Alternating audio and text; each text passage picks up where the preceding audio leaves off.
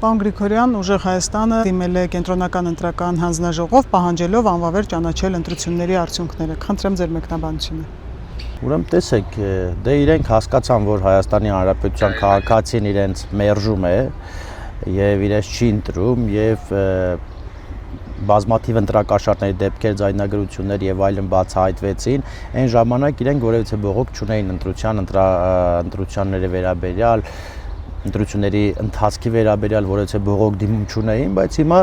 իրենք որ տեսել են արդեն պարտվել են, փորձում են ապակայունացնել երկիրը, փորձում են ինչ-որ այլ ծայրահեղ քայլերի գնալ, իրենք պետք է հասկանան, որ Հայաստանի Հանրապետության քաղաքացին մերժել է իրենց, Հայաստանի Հանրապետության քաղաքացին չի ընտրել իրենց եւ Հայաստանում ձևավորվել է լեգիտիմ իշխանություն եւ մենք շարունակելու ենք աշխատել։ Իսկ ինչ վերաբերում է բողոք հարկումներին, դե իրենք այլ տարբերակ չունեն, որովհետեւ գիտեն հիմա իրենց ընտրողներին հավաստիացնում էին, որ հաջորդ վարչապետը Սամվելն է Կալուգայի, չգիտեմ ով է, հիմա իրենք տեսել են, որ ռեալ խաբել են։ Երեք այն սուր խաբեությունները, որ իրենք խաբել են ժողովրդին, առաջինը որ հաջորդ վարչապետը Սամվելն է, հիշում եք դեբատի ժամանակ, որ ասաց մեկը մենք ենք իշխանություն, այսինքն իրենք մտածում էին ընտրակաշառներով պետք է դառնան իշխանություն, բայց բարեբախտաբար Հայաստանի Հանրապետության քաղաքացին գիտակից գտնվեց եւ տեսեք ինչա կատարվում, որից այդ դեպք չի եղել, որ լինի, որ քաղաքացիական պայմանագիր կուսակցությունը որևիցե մի ընտրախախտում ըստեյության անի,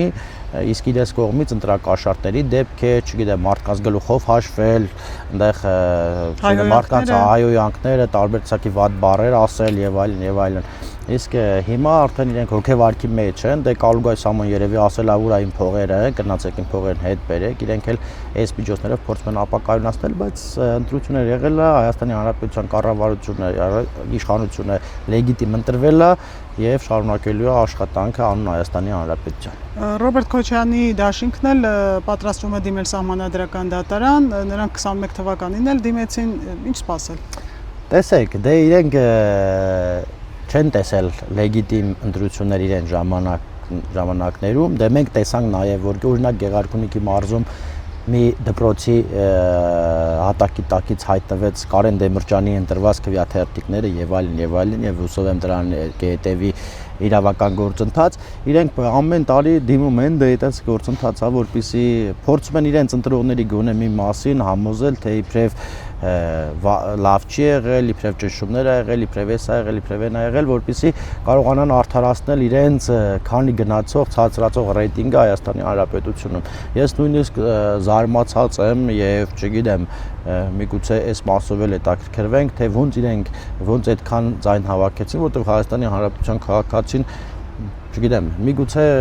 իրենք խաբեցին մարդկանց եւ ասացին, որ մենք վաղ իշխանություն ենք եւ այլն։ Իդեպ Նարեկ Կարապետյանը ընտրություններից հետո ասել էր, որ եթե 8 падգամավոր ԿՊԱ-կան իր դիրքորոշումը փոխի, Նիկոլ Փաշինյանը կկորցնի աթոռը, ինչ կասեք այս մասին։ Ճիշտ ասած, ես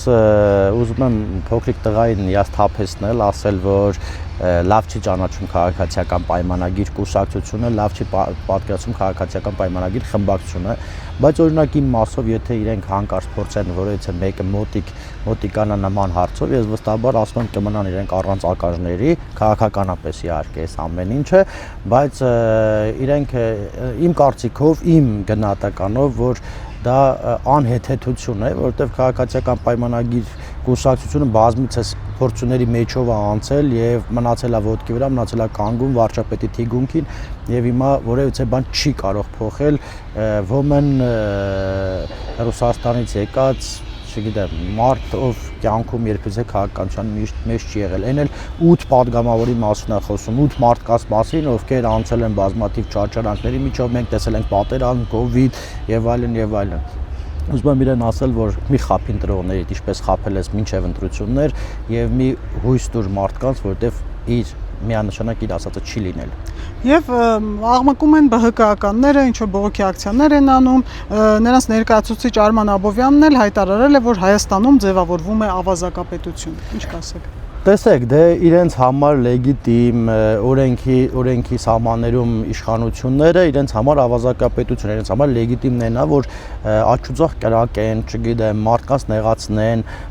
մարդկանց ունեզրկեն եւ իրենք հարստանան եւ դա լինի լեգիտիմ։ Արման Աբովյանը չարաչար սխալվում է եւ Արման Աբովյանը գիտի, որ իր ընտրողները իրեն ընտրելուց հետո 3 էր մյուս օրվա ձայնագրությունը երբ լսած լինեն, որ իրենց գլխով են հաշվում արդեն, վստահաբար այն ինչ ձայն տվել էին, դա էլ չեն տա։ Ուզում եմ ասել, որ նրանք փորձեցին ամեն գնով խաբել Հայաստանի Հանրապետության քաղաքացիներին, ընդ որում, տեսեք ինչ էին խաբում, ասում էին մենք նույնը չենք։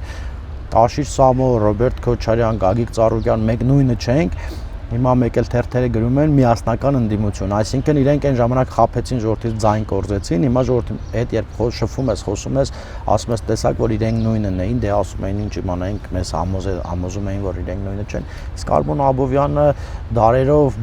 բողոքական կերպար ունեցող ինձ համար քաղաքական գործիչ է։ Եվ նաև մեկ խոսում է ավազակապետության մասին, հետո հայտարարում, որ կառավարության բոլոր շենքերը հեղեղվելու են տասնյակ հազարավոր մարդկանցով։ Սա ըստեյության արդեն բռնության կոչ չէ։ Տեսեք, իրենք բռնության կոչ բռնության առնվազն ճիշտ եք ասում հայտարարություն, բայց իմ կարծիքով նաև կոչ է եւ նրանք մեկ անգամ դա փորձել են, մի քանի անգամ դա փորձել են, ոնց նոյեմբերի 9-ին մտան ազգային ժողով եւ այլն, բայց հիմա այդ իրավիճակը չի եւ իրապահ մարմինները վստահաբար կանեն իրենց վրա դրված պարտականությունը եւ իրենց մուրազը փորները կմնա եւ չեն կարող ապակայունացնել Հայաստանի Հանրապետությունը եւ մենք վստահ քայլերով առաջ են գնալու։ Եվ նաև հետաքրքիր է, որ այն մարդիկ են խոսում ընտրությունների կեղծվելուց, չգիտեմ, անճշտություններից, մահացած մարդկանցից, որ երկար ժամանակ առնվազն 2 տասնամյակ մենք տեսել ենք, որ այդ նույն մարդիկ ներգրավված են եղել այդ ամեն ինչի միջոցով իշխանություն բերելուն մարդկանց, որոնք չեն ընտրել։ Տեսեք, իրենց համար լեգիտիմ ընտրությունն է, չգիտեմ, լեգիտիմ առանց խախտումների ընտրատեղամասերում ընտրություններ լուրջ խախտումների մասն է խոսք, առանց մարդկանց ծանոթներ ջարդելու, առանց մարդկանց վրա կրակելու, առանց արկեղերը փոխելու, թերթիկները վառելու, այդ ընտրությունները, որ այդպես չեն, այսինքն ժողովրդավար են, օրինական են, իրենք էլ այդ օրինականության մեջ, ժողովրդավարության մեջ ձայն չեն ստանում, նրանք ընկնում են հոգեվարքի մեջ ու փորձում են ամեն ինչ անել, որ ապակայունացվի Հայաստանի Հանրապետությունը, բայց ամեն դեպքում ես ասում եմ իրենց մուրազը փորներն է մնալու, Հայաստանի Հանրապետություն ձևավորվելու է իշխանություն եւ այդ իշխանությունը լեգիտիմ է եւ այդ իշխանությունը ժողովրդի կողմից ընտրված, հարգված, սիրված իշխանություն է լինելու։ Ձեր հայրենի մարզում կային սահմանամերձ բնակավայրեր, որտեղ նույնպես քաղաքացիական պայմանագիրը բավականին բարձր ձայներ էր ստացել, նմանատիպ ձայներ ստացել են նաև Կիրանցում, Սյունիքի սահմանամերձ բնակավայրերում։ Մենք կարող ենք ընդունել, որ այն կոչը, խաղաղության կոչը, պետության տեր լինելու կոչը տեղ հասավ հատկապես, որ վախեցնում էին սահմանամերձ բնակավայրի բնակիչներին։ Տեսեք, սահմանամերձ համայնքի բնակիչները գիտեն խաղաղության գինը եւ նրանք դրա համար էլ քվեարկեցին հանուն խաղաղության, որովհետեւ մի քիչ ավելի հեռու ապրող մարդիկ այդքան էլ չեն պատկերացնում ինչ է նշանակում խաղաղությունը, ինչ է նշանակում ամենօրյա կրակոցը եւ այլն եւ այլն։ Այդ մարդիկ տեսան, որ այս 2 տարիների ընթացքում կրակոցներ, չգիտեմ, հարձակումներ եւ այլն չեղավ եւ նրանք տեսան, որ մենք գնում ենք խաղաղության ու գնացին եւ ընտրեցին, ինչքան էլ փորձում էին մարդկանց վախեցնել, խաբել եւ այլն եւ այլն։ Եվ նաև ես առիթից օգտվելով ուզում եմ մի թեմայի անդրադառնալ, քանի որ այս հարցազրույցի շրջանակում եթե չեմ սխալվում հրապարակ օրաթերթը մի հոդված էր տպել իմ մասին, թե իմ հայրենի գյուղում ես պարտվել եմ։ Դա իրականությանը չի համապատասխանում։ Ես չգիտեմ մնացած բովանդակությունը ինչ էր գրած, հետո ոնց որ գրած էր միասնական ընդդիմությանը եւ դա է վկայում մեր լեգիտիմ ընտրության մասին եւ դա է վկայում մեր ժողովրդավար ընտրության մասին, որը որևիցե մեկ անգամ պատգամում ես գյուղում իր բնակավայրում որևիցե բանի չի գնացել, որևիցե ընտրախախտումի եւ այլն եւ այլն։ Նմանատիպ մի բան էլ 2 օր առաջ փորձեցին ներկայացնել Մեղրաձոր գյուղում, մենք գնացինք, այնտեղ ներկայացնում էին, որ իբրև թե ԿՊ-ն ստացել է 0 ձայն, այնինչ 717 ձայներ ստացել եւ դարձանագրվել էր։ Մենք զրուցեցինք գյուղացիների հետ նաեւ Եվ հիմա ինչ է կարծում, չպիտի այդ մարդիկ օրինակ պատասխանատվության ենթարկվեն սուտ խոսելու համար։ Իմ կարծիքով թող իրեն գրեն, մեկը իրենց լավագույն դեպքում իրենց լսարանը 20-30, լավագույն դեպքում 50 մարդ պետք է լինի, Հայաստանի Հանրապետության քաղաքացի, իրենք էլ հետ կգան եւ էլ այդ դեղին մամուլին չեն հետեւի, իրենք էս ոչ թե անում են նրա համար, որպեսզի ժողովրդին ճիշտը ցույց տան, որովհետեւ ժողովրդին հիմնականում կարդում են վերնագիրը, չգիտեմ, կարդում են եւ այլ փորձում են մարդկանց բաներ ասել, որ գիտեք, տեսակ ձեր ընտրությունը տեղ չհասավ եւ այլն, բայց էս լուրջ չի, էս դեղին մամուլը իմ կարծիքով մի 2 տարի հետո ժողովրդը բացառապես դեղին մամուլ չի ընթերցելու, ես կարծում եմ ժողովրդը գիտակից է։ Այս հիբրիդային պատերազմների մասին խոսենք, մենք բոլորս հիշում ենք նախընտրական շրջանում ինչպես էր դա իրականացվում, նաև ռուսական ԶԼՄ-ներն էին միացել, տեղի ընդդիմադիրներն էին ձայնակցում, այդ թվում քաղաքական գործիչներն ու ԶԼՄ-ները, եւ նաև հաշվի առնելով ընտրությունների արդյունքները կարող ենք ասել, որ մեր ժողովուրդը մեծամասնությունը տուրք չտվեց այդ պատերազմներին։ Այդ մեծամասնությունը հիբրիդային պատերազմին տուրք չտվեց, բայց որոշակի մարդիկ մտածեցին, որ դա ճիշտ է, որ դա գրվում է, որ դա ասվում է, դա ճիշտ է, դա խաբեություն տեղ ունեցավ եւ մի մաս մարդիկ դրան տրվեցին, բայց ես վստահ եմ, ես եւս մեկ անգամ ապացուցեցինք եւ էլի ինչպես ասեցի լրատվականներին, այնպես էլ այդ հիբրիդային պատերազմին դուր չեն տալու մի 2 տարի հետո, որտեղ արդեն Հայաստանի Հանրապետության քաղաքացին տեսնում է ինչն է սուտ, ինչն է ճիշտ եւ այլն, մի ասում էին, չգիտեմ, 300,000 ադրբեջանցի, չգիտեմ, Ծառուկյան ասում էր տղաս գալիս է հենց վաղը ամսի 8-ին ոնց որ սենց, չգիտեմ, Նարեկ Կարապետյանն ասում էր հաջորդ վարչապետը բանն Սամվել Կարապետյանն ու սենց խափում էին ժողովրդին։ Մի մաս էլ կար վախենում էր, ասում էր, եթե օրինակ, չգիտեմ, չքվեարկենք վաղը իրենց ասած Կալուգայի Սամոն դառնա վարչապետ, մեզ կնեղացնի եւ այլն, սենց այս վախերի մեջ փորձեցին որոշակի տոկոս ձայն հավաքել։ Իդեպ ադրբեջանցիներ չկան, չեք տեսել։ Ճիշտ ասած, երեք գանձակ համայնքում, որտեղ իդեպ մեզ իմ